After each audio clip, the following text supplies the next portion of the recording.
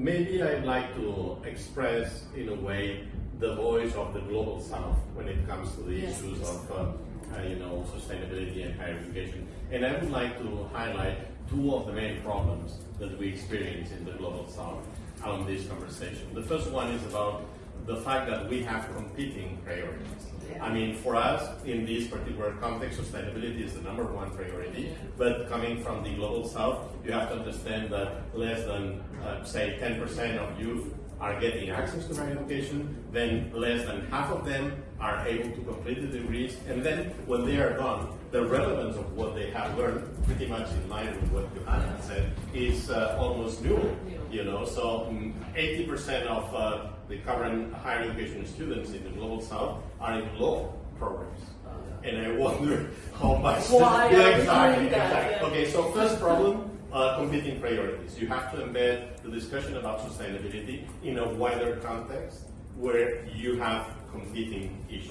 Okay? Second problem is that maybe I shouldn't say that, or I shouldn't put it this way, but to deal with the sustainability issues in higher education, you have to be rich.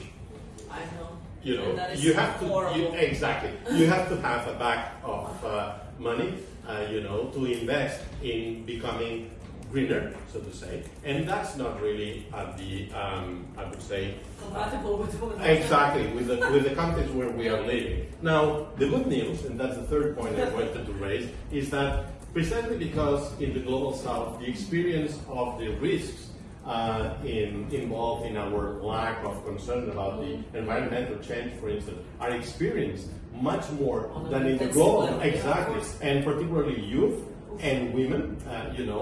That's why you can see that the level of commitment of many individual teachers is, I would say, in percentage, higher than you would find probably in the global norm. So you would be surprised to see how many innovations that, as using what Johanna said, remain invisible, are taking place in the Global South. And we need really to provide opportunities for those innovators to scale up, to become visible and to scale up, because the message here is that, well, what matters more is your commitment. Now, let me finish my 3 minutes of glory, okay? Just providing you with some insights about what UNESCO is trying to do, or the contribution of UNESCO.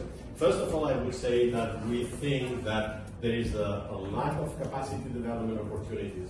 And it's about training the teachers, as Johanna has said, and we have created a particular way of dealing with that, which is what we call the boot camp on sustainability. So any university professor, no matter what the course or the syllabus is, can bring the program to this boot camp, and at the end of the boot camp, he or she will be able to see how to embed sustainability, exactly, no matter if you are in maths, environmental science, or social sciences, there is always something you can do exactly to ensure that the future professionals or academics are going to share that commitment with sustainability.